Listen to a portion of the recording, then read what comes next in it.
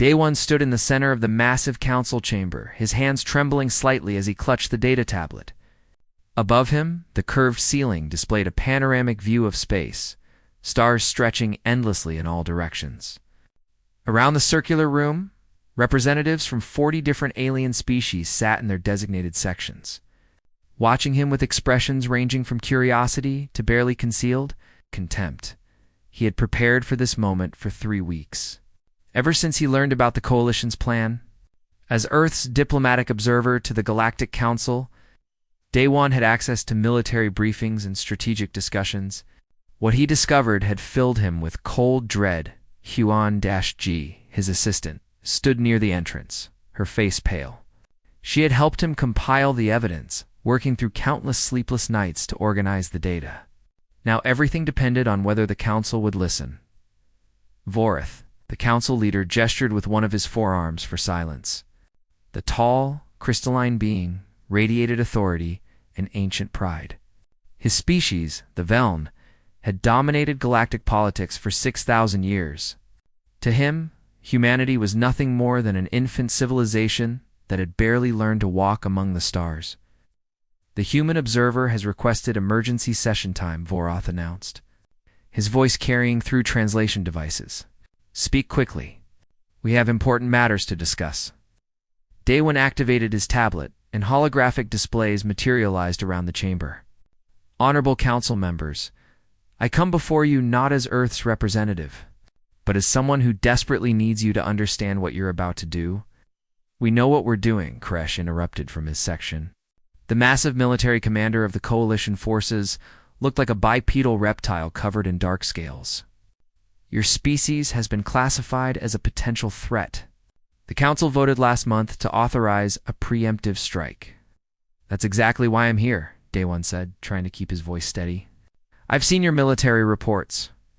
You plan to send 3,000 warships to demand Earth's surrender. If we refuse, you'll attack. Vorith said dismissively. Your species has expanded too aggressively. You've established colonies on 17 worlds in just 200 years. Your military grows stronger each decade. We've seen this pattern before. It's better to establish dominance now, while you're still weak. Day One pulled up the first hologram. It showed human ships conducting combat drills near Mars. Please, just look at what I've brought.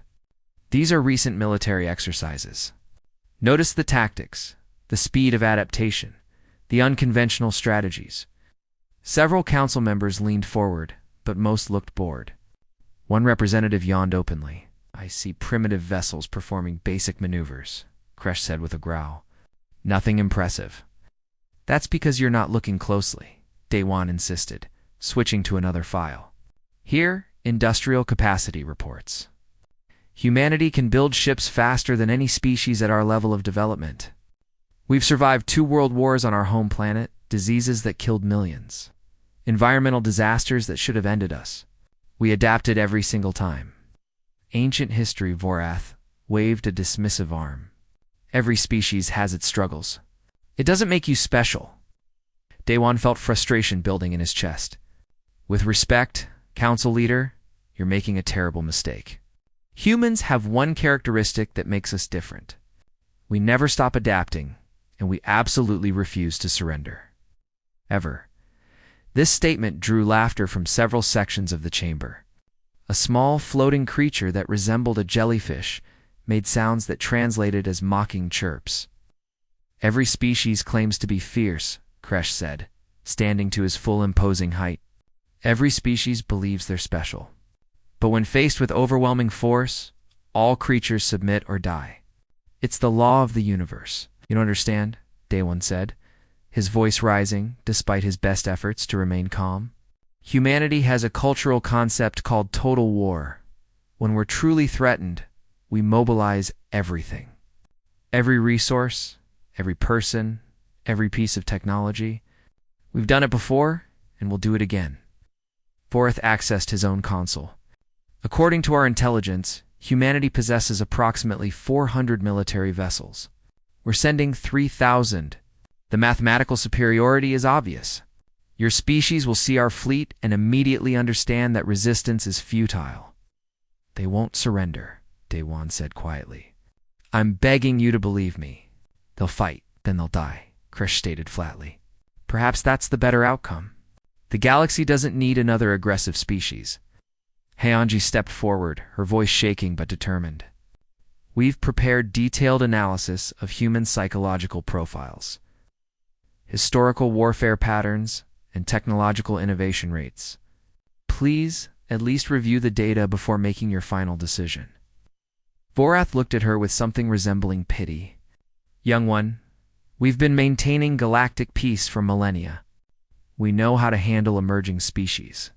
Your loyalty to your home world is admirable but misguided.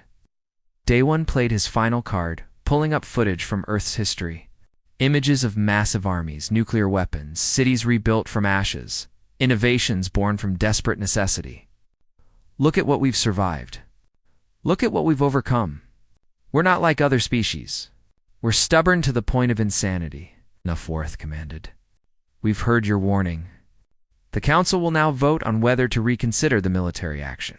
The vote was swift and brutal. 40 species voted. 0 supported reconsidering.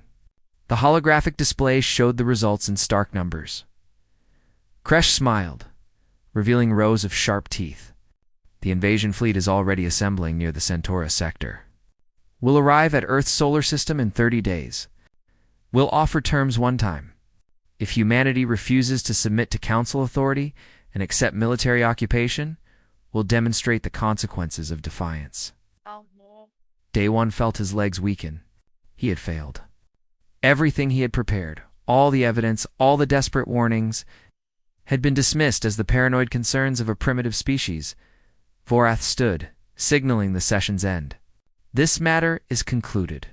Human observer, you may return to your quarters. You'll be allowed to remain on the station during the military operation. Perhaps witnessing our fleet's efficiency will help you understand the Council's wisdom. As the Council members filed out, Haeonji rushed to Daewon's side. Her eyes were wet with tears. What do we do now? Daewon pulled out a small encrypted communication device. We warn Earth. We tell them everything.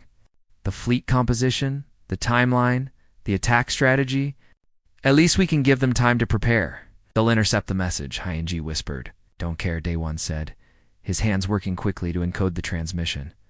Earth needs to know what's coming, he typed quickly, including every detail he had gathered. Ship numbers, weapon types, command structure, tactical preferences, everything that might help humanity survive. Before sending, he added one final line. I tried to warn them. They refused to listen. Prepare for war. Show them why that was a mistake. He pressed the transmit button. Somewhere across the vast distance of space, Earth would receive the message. The military leaders would read his warning, and then humanity would do what it always did when faced with extinction. They would fight back.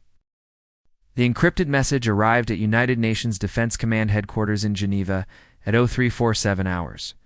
Within minutes, it was decoded and forwarded to every major military installation on Earth and throughout the colonies. By dawn, the entire human sphere knew what was coming. Taeyang sat in the operations center beneath Seoul, studying the holographic display that showed the approaching threat. 3,000 warships. The number seemed impossible. Humanity had fought wars before, terrible wars that scarred the planet and killed millions, but never against odds like this. Coffee, sir. Moran appeared at his shoulder, holding 2 cups. The intelligence director looked exhausted. She had been analyzing Daewon's data packet for 6 hours straight. Thank you. Taeyang took the cup and sipped the bitter liquid. What's your assessment? Miran pulled up a tactical overview. They're bringing overwhelming force because they expect us to surrender immediately. Look at their formation data. It's designed for intimidation, not actual combat efficiency. They think we'll see their numbers and give up. They don't know us very well, Taeyang said quietly. No, sir, they don't. Miran allowed herself a small smile. I've been reviewing their military history. The Velen Empire hasn't fought a real war in 300 years. Most of their combat experience comes from suppressing minor rebellions and forcing submission through numerical superiority. Taeyang stood and walked to the main display, where his senior staff was gathering. Suni, the chief engineer, arrived carrying a thick folder of documents. Junho, the fighter squadron leader, came directly from the flight line, still wearing his pressure suit. "Everyone's here," Taeyong announced. "Let's begin." "Sunhee, what do we have that they don't know about?" Sunhee's eyes gleamed. "Quite a lot, actually. For the past 50 years, we've been developing experimental weapon systems specifically for the scenario of hostile first contact. The projects were classified above top secret because we didn't want to appear militaristic to potential alien civilizations." She activated her own holographic display, showing schematics of various weapons. First, railguns, magnetic acceleration cannons that fire solid projectiles at incredible velocities. The aliens use energy shields that are excellent against lasers and plasma weapons, but a dense metal slug moving at 20 kilometers per second? Their shields won't even slow it down. Junho whistled appreciatively. "How many do we have?" "Every military ship built in the last decade has them installed," Sunhee replied. "We just never activated them or mentioned them in any diplomatic communications. We also have plasma torpedoes, AI-assisted targeting systems that can predict enemy movements, and swarm drones that can operate independently." Taeyong nodded slowly. "What about production capacity? Can we build more ships in 30 days? "We can't build capital ships," Sunhee admitted, "but we can manufacture fighters and drones. Our automated factories on Luna and the Mars colonies are already running at maximum capacity. We'll have at least 2,000 additional small craft by the time they arrive."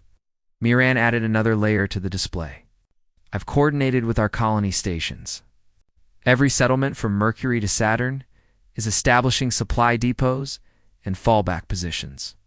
If they push through our primary defense line, we can retreat and resupply without returning to Earth." "Good," Taeyong said. "Junho, what's the status of our pilots?" The squadron leader looked grim but determined.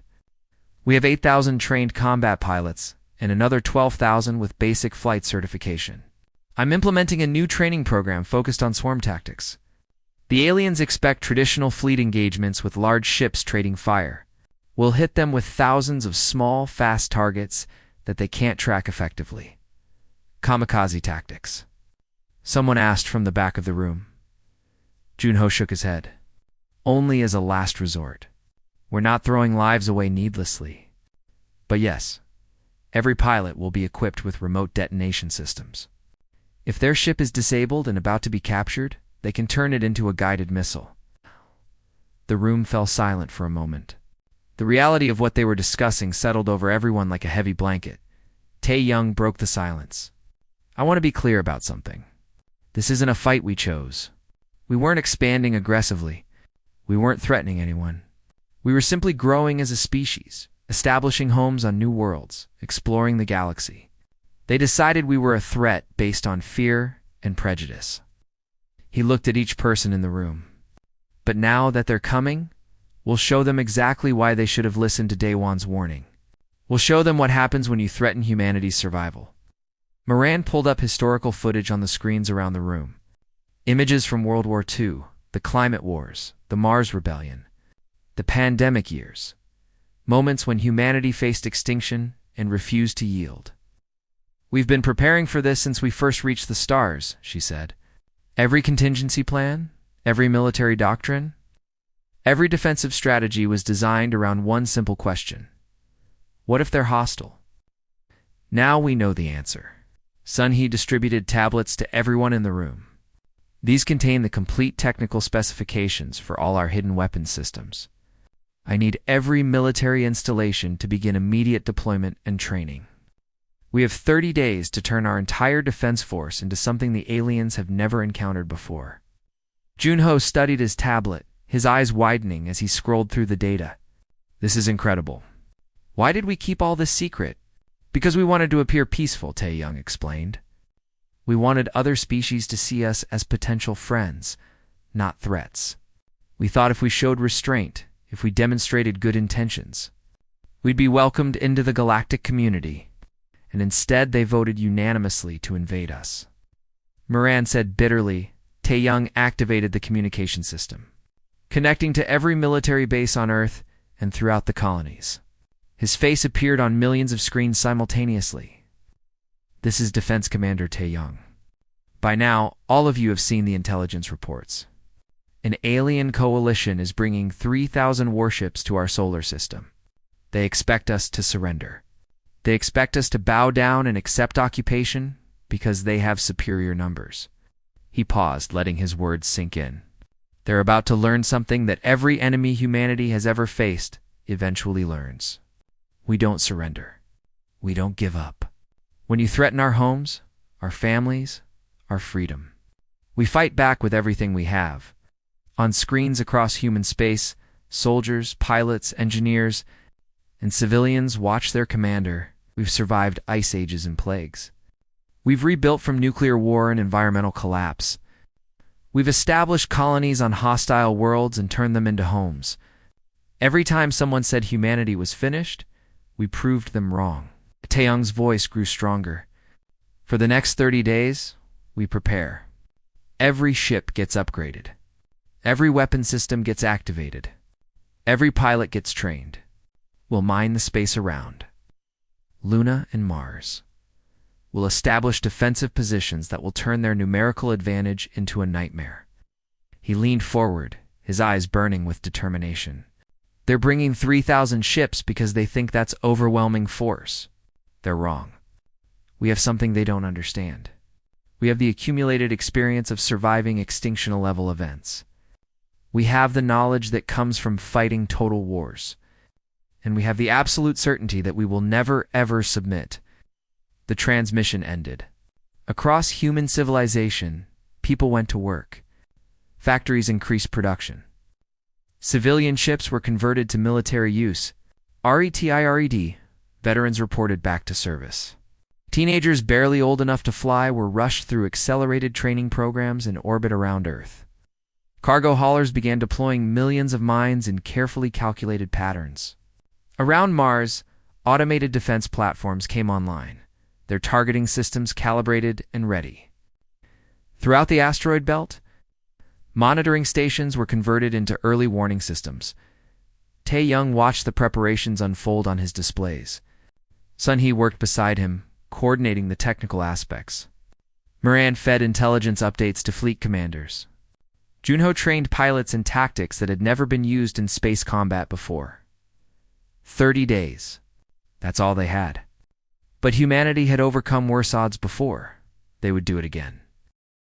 The coalition fleet emerged from faster-than-light travel at the edge of the solar system. Their ships spreading across space in a formation designed to inspire awe and terror. 3,000 vessels, ranging from massive dreadnoughts to sleek destroyers, all bearing the insignia of the Galactic Council. On the flagship's bridge, Kresh stood before the main view screen, his scaled hands clasped behind his back. Around him, officers monitored various stations, their expressions confident. This would be a simple operation. Show overwhelming force, demand surrender, establish occupation. They had done it a dozen times before with other upstart species. Send the demand, Kresh ordered. The communication went out on all frequencies, transmitted in every human language. The message was simple and direct. Attention, human civilization. You are hereby ordered to surrender all military assets and submit to Galactic Council authority. You have 1 standard hour to comply. Failure to do so will result in the destruction of your military installations and the occupation of your home world. This is your only warning. Kresh settled into his command chair, expecting an immediate response. Instead, there was silence for several minutes. Then a single transmission came back, just 3 words in perfect translation. Come and take it. The bridge fell silent. Several officers looked at each other in confusion. Surely the humans could see the fleet's size. Surely they understood the impossibility of resistance. They must not comprehend the situation, one officer suggested. Perhaps their translation systems malfunctioned. No, Kresh growled. They understand perfectly. They're refusing. Very well. Begin the assault. Target their military stations first. Let's show them the cost of defiance. The fleet moved forward in tight formation, weapon systems charging. Ahead of them, human space seemed almost empty. Long-range sensors detected only 400 ships, scattered in seemingly random positions around Mars and Jupiter. "Sir, the tactical display doesn't make sense," the tactical officer reported. "Their ships aren't in defensive formations. They're spread out in clusters with large gaps between them." Amateurs, Kresh dismissed the observation. "They probably don't even know proper military doctrine. Begin firing when in range." The fleet advanced steadily. Earth lay ahead, a blue and white sphere that would soon learn the price of refusing council authority. Mars glowed red in the distance. The asteroid belt drifted between the two worlds, seemingly peaceful and empty. Then everything changed. Junho sat in the cockpit of his fighter, watching the tactical display. Around him, 3,000 other pilots waited in silence, their ships hidden in the shadows of asteroids, powered down to avoid detection. They had been waiting for hours, barely breathing, knowing that everything depended on the next few minutes. "All units," his voice transmitted on encrypted channels. "They're in position. Execute on my mark." The alien fleet passed the invisible line they had designated as the kill zone. Kresh's ships were now surrounded by hidden fighters, scattered mines, and weapon platforms disguised as space debris. "Mark," Junho said calmly. Space erupted with violence. Thousands of human fighters powered up simultaneously, their engines flaring to life. Mines that had floated dormant suddenly activated, their targeting systems locking on to nearby alien vessels. Weapon platforms hidden throughout the asteroid belt began firing. On the alien flagship, alarms screamed. The tactical display lit up with thousands of new contacts appearing from nowhere. "What is this?" Kresh roared.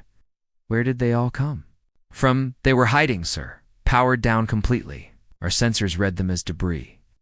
The first wave of railgun fire struck the fleet. Dense metal slugs traveling at impossible speeds punched through energy shields as if they weren't there. Alien ships shuddered as holes appeared in their hulls. Atmosphere venting into space. Junho's fighter screamed through the battle space, his wingman tight on his flanks. They dove toward a large alien cruiser, firing plasma torpedoes that his people had designed specifically for this moment. The torpedoes didn't just explode on impact. They burned through armor, creating cascading failures in internal systems. "This is Dragon Leader," he transmitted. "All wings. Execute swarm pattern alpha. Don't give them time to adjust." The human fighters moved like schools of fish, darting in and out of the alien formation. They were too small and too fast for the capital ship's weapons to track effectively. Every pass, they fired their weapons, targeting engines, weapon systems, and command modules. Kress watched in growing horror as his neat formation dissolved into chaos. Human fighters were everywhere, moving in patterns that seemed random but were devastatingly effective. His ships fired wildly, sometimes hitting each other in the confusion. "Return fire," he screamed. "Destroy them." Destroyed them.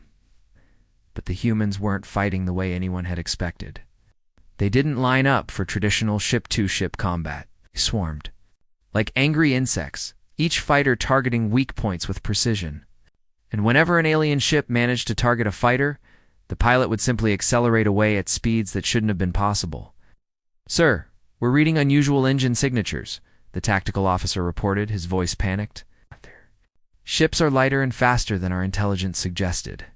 "I can see that," Krish snarled. Sundash, he watched the battle from the command center on Earth, monitoring the performance of her weapon systems. Everything was working better than she had hoped. The railguns were tearing through alien shields. The plasma torpedoes were causing exactly the kind of damage she had calculated. And the swarm drones, autonomous AI-controlled fighters, were performing flawlessly. "Launch second wave of drones," she ordered. "Target their command ships." "Two?" 1,000 more small craft emerged from hidden bays on the dark side of Luna. These weren't piloted by humans. They were pure machines, guided by sophisticated AI that could make split-second tactical decisions. They didn't fear death because they weren't alive. They simply executed their programming with ruthless efficiency. The drones streaked toward the largest alien vessels, dodging defensive fire with inhuman reflexes. When they reached their targets, some fired weapons, while others simply rammed into critical systems, sacrificing themselves to cause maximum damage. Aboard the flagship, an explosion rocked the bridge. Kresh was thrown from his chair. Emergency lights flickered on as the main systems failed. "Damage report," he shouted. "Multiple hull breaches. We've lost main power. Weapons offline."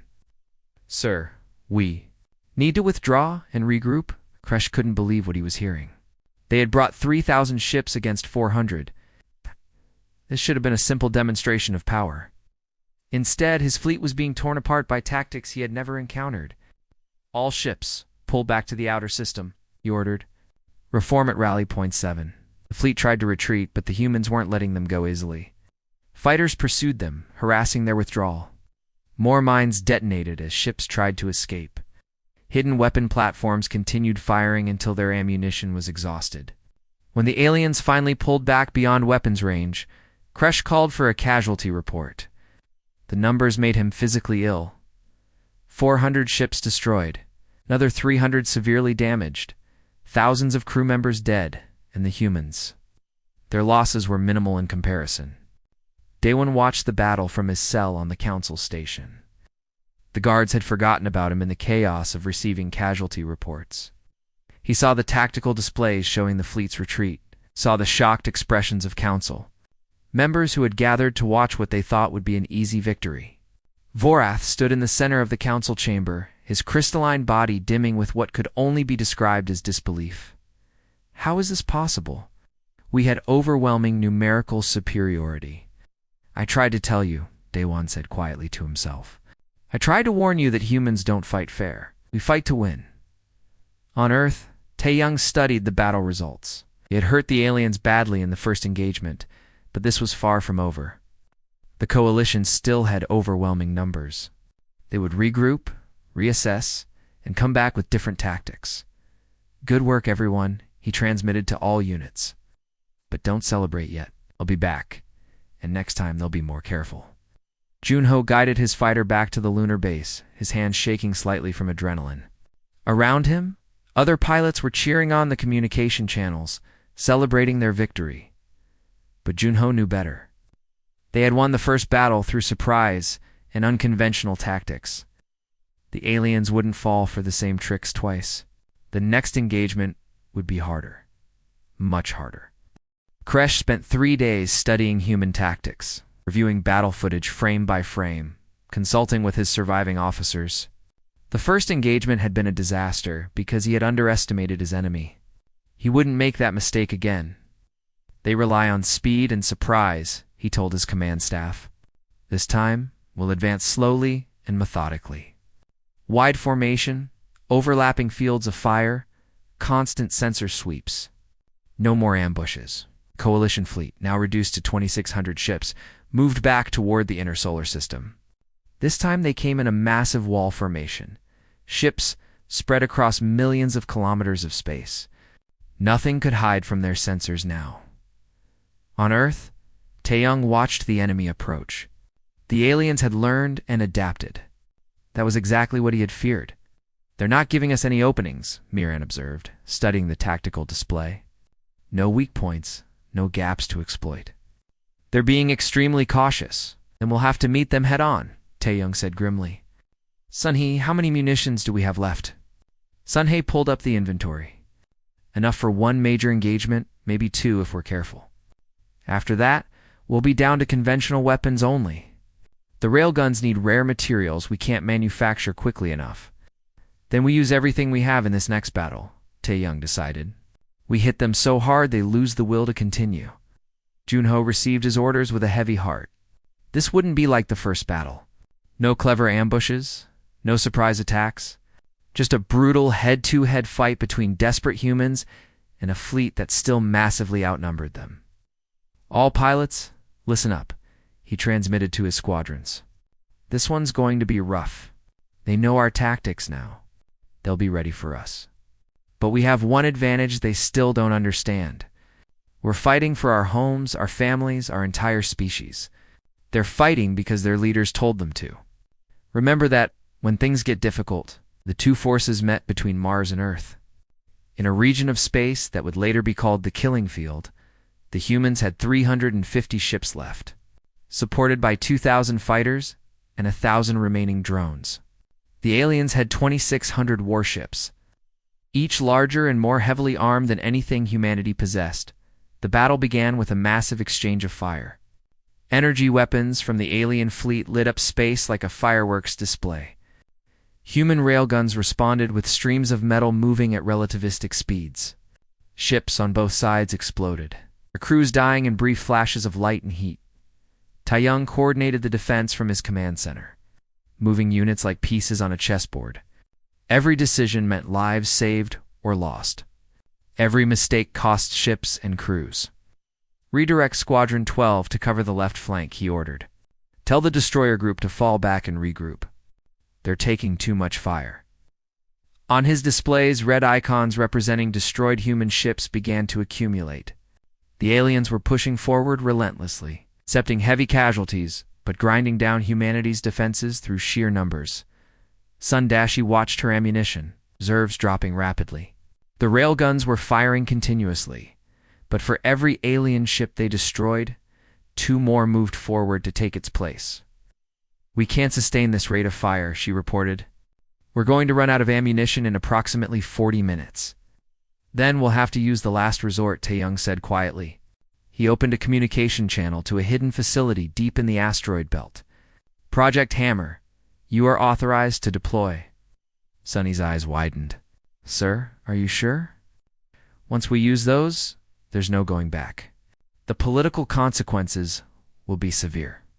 If we don't use them, there won't be anyone left to face political consequences," Taeyong replied.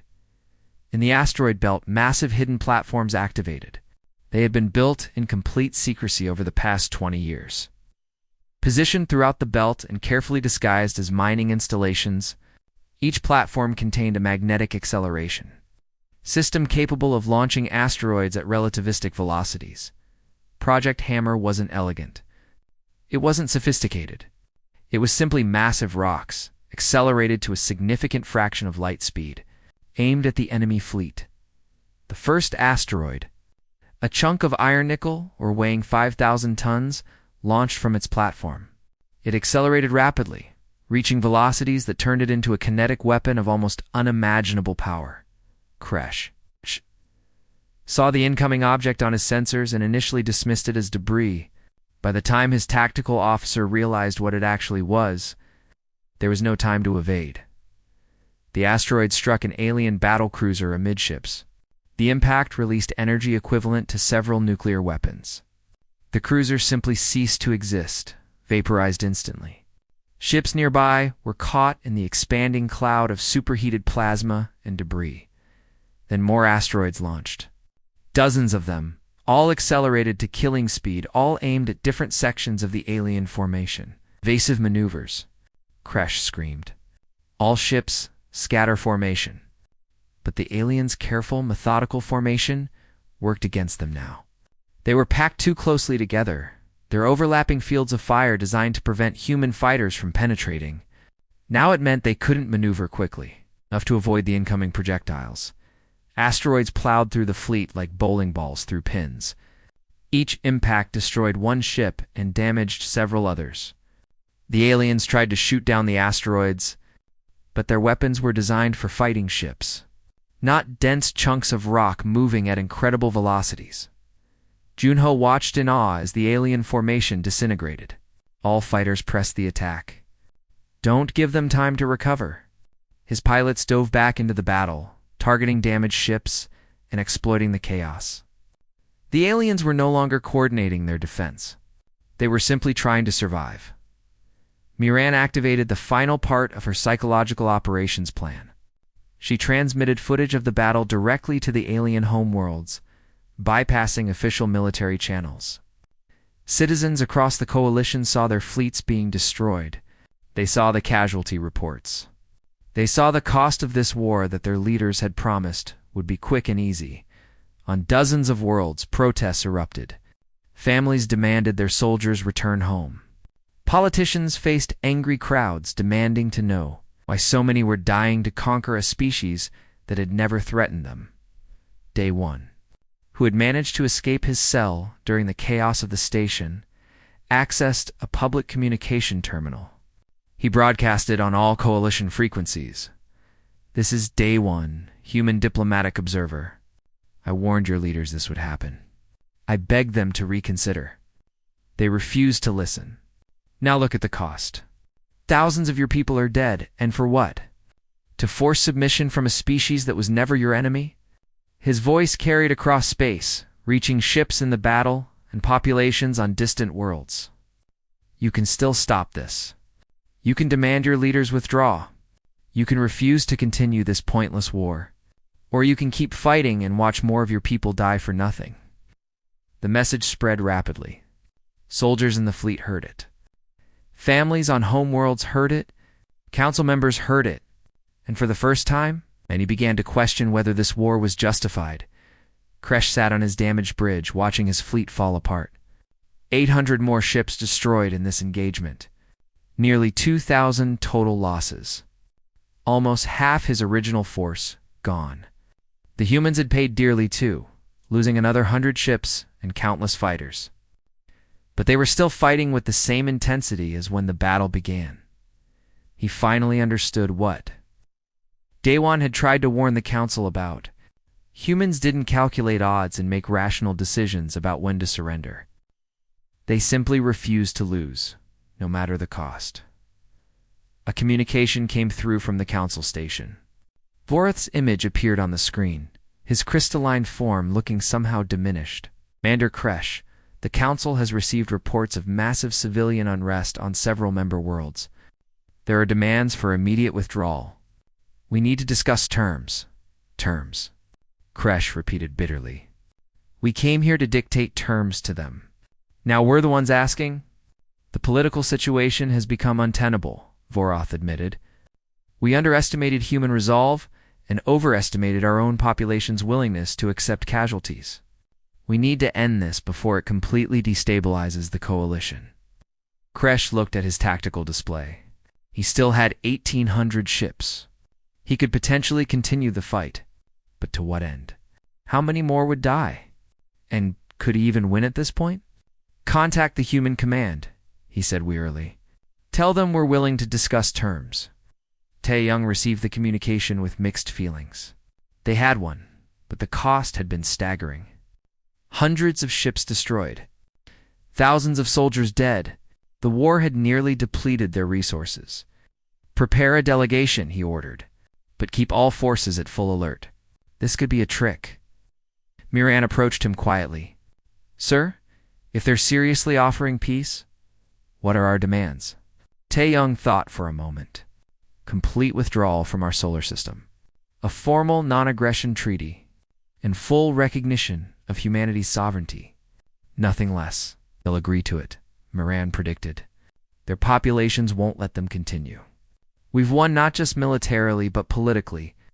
Tae-young nodded slowly, allowing himself to feel a moment of relief.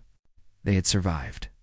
Against impossible odds, humanity had proven that determination and ingenuity could overcome numerical superiority.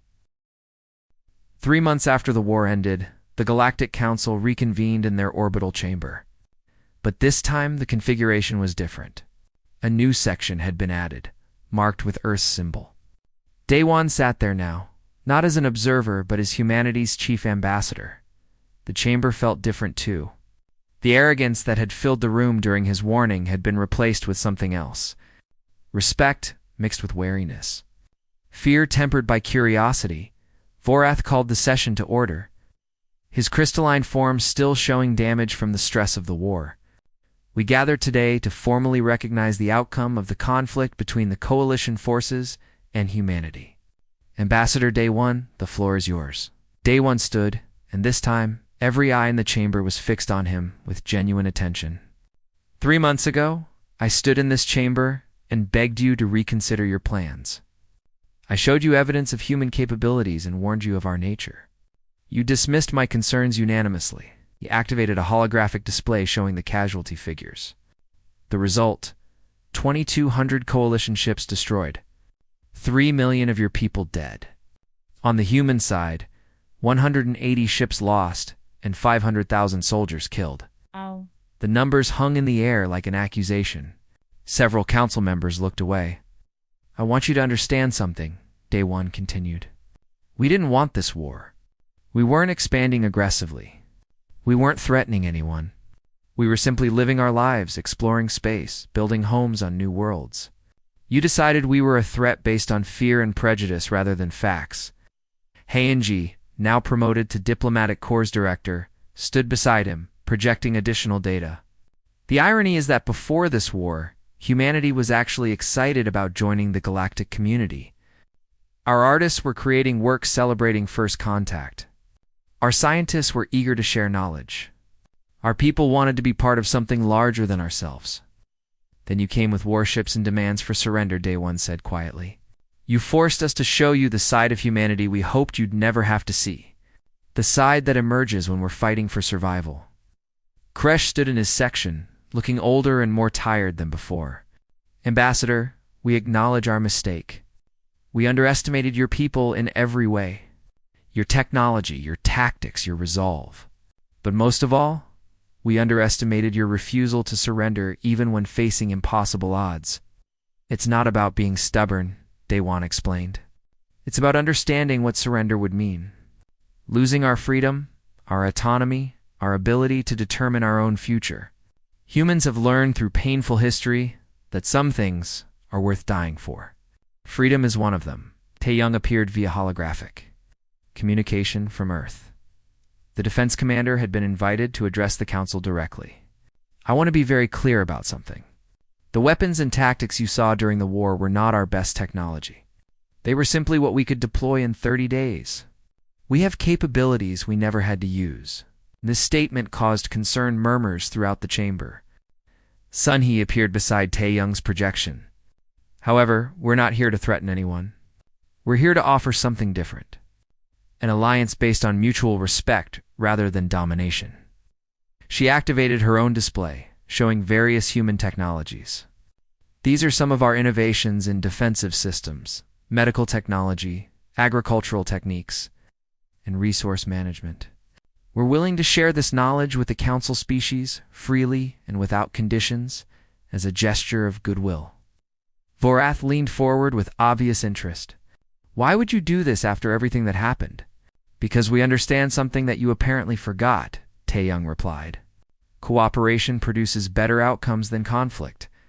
We'd rather have trading partners and friends than enemies. But make no mistake, if anyone threatens us again, we'll respond the same way we did to your fleet. Miran stepped forward to present the final part of humanity's proposal. We're recommending that the Council adopt new protocols for dealing with emerging species. Call it the Day One Doctrine, in honor of the man who tried to prevent this war. The doctrine appeared on displays throughout the chamber. Its core principles were simple. All warnings about species capabilities must be thoroughly investigated. Military force should be an absolute last resort. And numerical superiority doesn't guarantee victory against a determined opponent. The fundamental mistake you made, Miran explained, was assuming that technology and numbers are the only factors that matter in conflict. You forgot about psychology, determination, creativity, and the willingness to sacrifice. Those are force multipliers that can overcome material disadvantages. A council member from a small species rose to speak. Ambassador Day One, many of us have studied the footage from the battles, the tactics your pilots used, the weapons your engineers deployed, the strategies your commanders implemented. None of them appeared in any of our military doctrine. Where did you learn to fight like that? From fighting ourselves, Day One answered honestly. Humans spent thousands of years perfecting the art of warfare against other humans. We learned every dirty trick, every unconventional tactic, every way to turn weakness into strength. When you came to conquer us, we simply applied lessons learned from our own bloody history. Junho appeared via hologram, still wearing his flight suit. I'd like to add something if I may.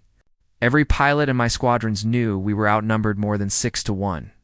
We knew many of us wouldn't survive. But not a single pilot refused to fly. Not one. You want to understand humans? That's where you start. We'll face impossible odds and fight anyway because the alternative is unacceptable. The chamber remained silent for a long moment, absorbing these words. Finally, Vorath stood. The Council has prepared a formal response to humanity's proposals. First, We officially recognize Earth and all human colonies as sovereign territory. No council species may enter human space without explicit permission. He continued reading from an official document. Second, humanity is granted a full council seat with all associated rights and protections. Your voice will be heard and respected in all future decisions. Daewon nodded, accepting this, but waiting for more. Third, Vorith said, his voice dropping slightly, I have been removed from my position as council leader. The species who voted for the invasion have been sanctioned, and I personally apologize for my arrogance and the lives lost because I refused to listen to your warning. This was unexpected. Daewon had prepared for negotiations, compromises, political maneuvering. He hadn't expected a direct apology from someone as proud as Voreth. I accept your apology, Daewon said after a moment, and I hope we can move forward from this tragedy with wisdom gained from painful experience. Hyun-ji presented the final statistics. Interesting data has emerged in the months since the war. 17 different species have formally requested human military advisors to help update their defensive doctrines. 23 species want to establish trade agreements. And 41 species have sent diplomatic delegations to Earth requesting cultural exchange programs. You're suddenly popular, Krish, observed with something that might have been humor. Funny how winning a war against overwhelming odds makes everyone want to be your friend. We don't want to be popular, Tae-young replied. We want to be left alone to live our lives in peace. But if others want to learn from us, trade with us, share knowledge with us, we're open to that. Sun-hee added one final point. However, we're also maintaining our military readiness. The weapon systems you saw during the war remain active and ready. We hope never to use them again, but we won't be caught unprepared if another threat emerges. The council session continued for several more hours, working through the details of humanity's integration into galactic society. Treaties were signed. Trade agreements were established. Cultural exchange programs were initiated. As the session ended, Daewon remained in his seat, looking around the chamber. He thought about the journey that had brought him here, the desperate warning that was ignored, the war that followed, the lives lost on both sides. Hyun-ji approached him quietly. Sir, are you all right? I'm thinking about all the people who died because the council refused to listen, Daewon said. 3 million of theirs, 500,000 of ours, all because of arrogance and fear. But we survived, Hyun-ji reminded him. And maybe the galaxy learned something important. That every species deserves respect regardless of how young or small they are. That assumptions based on prejudice lead to disaster. That wisdom sometimes comes from unexpected sources. Daewon stood and walked to the viewing window, looking out at Earth in the distance. The blue and white planet that had survived yet another existential threat. The Council will remember this, he said quietly. Every species in the galaxy now knows what happens when you threaten humanity. Some will respect us for it. Some will fear us. But none will ever dismiss us again. A message came through from Tae-young on Earth. Ambassador, I thought you'd want to know. We're beginning construction on a memorial at the killing field. It will honor the fallen from both sides. Humans and aliens who died in a war that never should have happened. That's appropriate, Daewon replied. Let it serve as a reminder of the cost of arrogance and the value of listening to warnings.